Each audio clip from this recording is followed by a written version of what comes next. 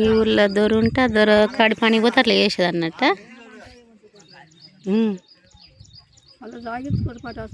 నాయమన్న తింటే రమ్మనకు దాన్ని పోకుంటే దాన్ని కూడా విశ్వరావులమ్మ సినిమా ఏంది ఎట్లా చూస్తుంది చిన్నపిల్ల చెప్పినట్టు చెప్తావు. జరిగింది కానీ అక్క ఇప్పుడు అప్పుడు అట్లనే భయపడ్డారు. అది మాది కానీ గొల్లది కానీ డక్కది కానీ దానికి ఆయనకి నచ్చితే కావాలట రావాలి రమ్మన్న. ఒక సినిమాలో కూడా ఉంది రాజన్న సినిమాలో విశ్వరావులమ్మ సినిమా విశ్వరావులమ్మ మాదిగదేనాగా దాన్ని ఎట్లా కష్టపెట్టిరు దూరం కాదు దూరం ఎందుకు వాళ్ళ సారమ్మ సమ్మక్క సారక్క అని మాది కదా ఆమె మసి పూసుకొని పోయినా కానీ నీళ్ళు కొట్టాను. అవునవును అట్లా సేమ్ అది జరిగిందేరా బయట జరిగింది కాబట్టి సినిమా చేసారు. పాపలా చెప్పు. ఇప్పుడు పాలకుర్తి సాకరామె అయినమాట. ఆమె కూడా రజకారు అప్పుడే ఉందట. ఆమె కూడా అలా చచ్చిపోతే ఆమె కూడా చేసిండ్రు. అత్త పెట్టుకొని నీ లెక్కనే ఉంది అక్క. బాగానే ఉంది.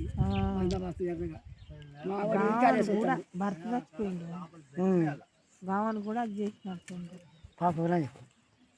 మా చెల్లులో బావ చెల్లెలు పెద్ద చెల్లెలు అదే పెట్టుకుంటాడు. ఇక బోధగా అది పెట్టుకున్నా కానీ అన్ని పెట్టుకుంటాడు. ఇక అయ్యమ్మదా అయినా వాళ్ళు ఇష్టంగానే చూస్తాడు. ఇవే కష్టాలు పడదు అమ్మ. ఇలా రజకారు ఎదిరిచ్చింది అన్నట్టు వాళ్ళని. హుషేరావులమ్మ ఎదిరిచ్చింది. హుషేరావులు మేము ఎదిరియలేదా అది బుడ్డ పిల్లైనా దాని కడుపులో మందు పెట్టి నాయన ఎంట పెట్టకపోతే దానికి ఎంట పెట్టకపోతే ఇక ముసలమ్మని రమ్మని గిన్నెలు ఇల్లు కంటే దాని ఎమ్మడి పిల్లలు వస్తారు వాళ్ళకి సాఫ్ట్ అవుతట్టు మందు పోసే కడుపు నొప్పి వేసే. అయ్యో నర్సమ్మ ఈ మనవరాళ్ళకి మందు దాట పెద్ద అయితే పిసి గుడ్డలు దాటగా తాగుడు బిడ్డ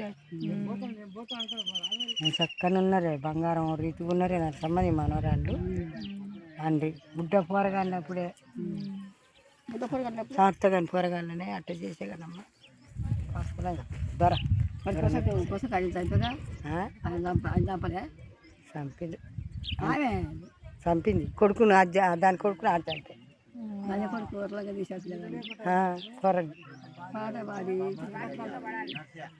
ఆయన కూడా చచ్చాడు. ఉన్నదేరా అది జరిగింది. అది సినిమా కాదు పాడు కాదు జరిగింది. పాట పాడినోడు కూడా చచ్చిపోయింది. ఆయన అలా అన్న ఆయన ఏం చేసాడు అంటే ఆడు రేపు చూసారు అలా మొత్తం కొడుకు చచ్చినాక నీకు బలం లేదా నువ్వు ఎందుకు చూస్తున్నావు అట్లా అన్నప్పుడే వాళ్ళ బలం